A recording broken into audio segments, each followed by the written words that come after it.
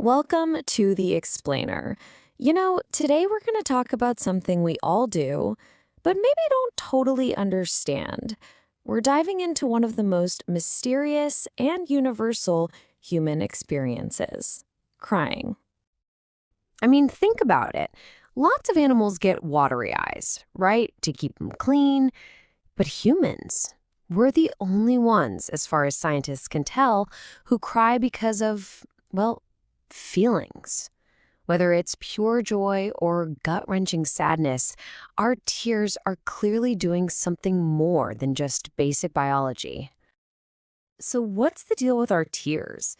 Are they just some evolutionary leftover, or is there a hidden strength there?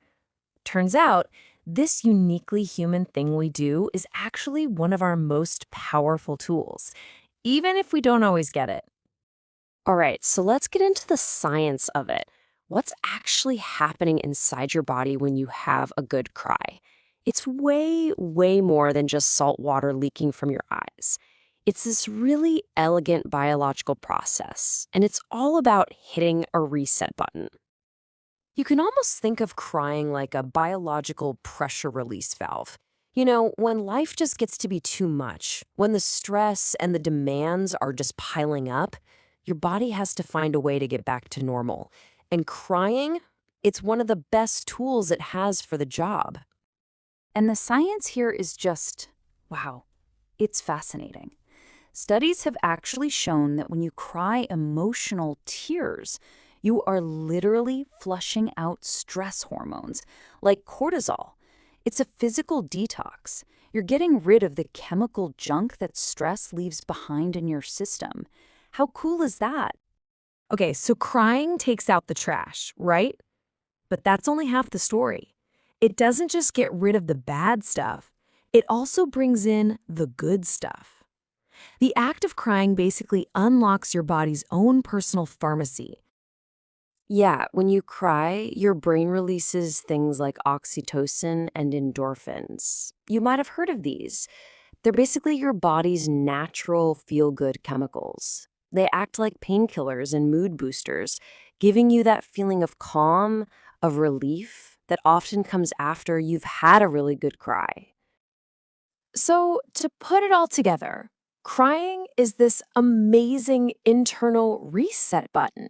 It helps you deal with stress, it eases pain, both the physical and emotional kind. And because it calms you down, it can even help you sleep better. It's all about your body trying to get back to a state of balance, a state that scientists call homeostasis. Now, all of that is what's happening on the inside. But the power of crying doesn't stop there. Tears are also for the people around us. They are, and this is huge, an incredibly powerful social tool. Seriously, think of them as a non-verbal superpower. Before you can even get a word out, your tears are sending a message, a really powerful one. They're saying, I'm vulnerable, I'm hurting, I need help, in a way that words sometimes just can't. And that signal, it's a huge part of how we connect with each other. And when people see those tears, it tends to trigger empathy. But there are actually two kinds. First, there's cognitive empathy. That's the thinking part. It's when someone says, okay, I understand why you're upset. I get it. But then there's emotional empathy, and that's the real game changer. That's when they feel with you. They feel a little bit of your pain, and that's what really makes them want to step in and help. And this is so, so important. The research is really clear on this. When that social signal actually works, when someone sees you cry and offers support, you're way more likely to say you feel better afterwards. That connection, that support from another person becomes a huge part of the healing. Okay, but we can't talk about crying without talking about, well, the elephant in the room, all the social rules and stereotypes that are wrapped up in it. And that's especially true when we start talking about gender. I mean, we've all heard it a million times, right? Boys don't cry. It's this message that a lot of guys get growing up, that showing vulnerability is a no-go. And you can actually see it in the research. The differences really start showing up around age 11, when boys start to cry a lot less. Now, it's true, studies from all over the world, we're talking over 35 countries, show that women do tend to cry more often and more intensely. But here's the twist. Whether or not you feel better after crying, it has absolutely nothing to do with your gender.